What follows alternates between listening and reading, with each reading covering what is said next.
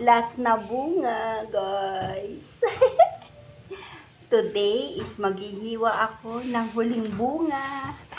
Kasi, amin tong i-deliver sa may-ari. May may-ari na to, guys. Akin lang hihimayin. Diba? Shout out dyan sa may mga langka na ano. My God. Tignan mo naman, guys.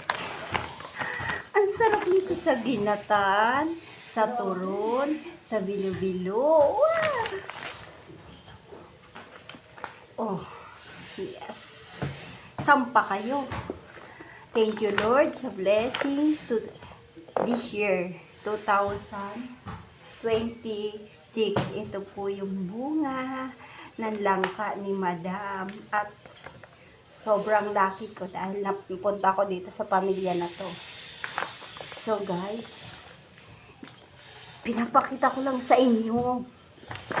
Pero may-ari na to. Yes.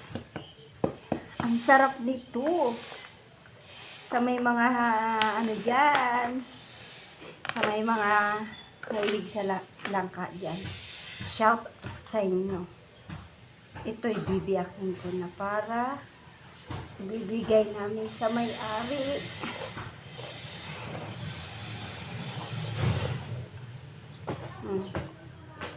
Diba, guys, ang mahal.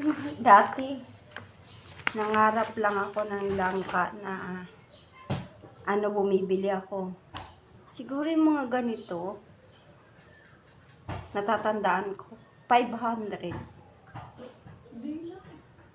Ganito.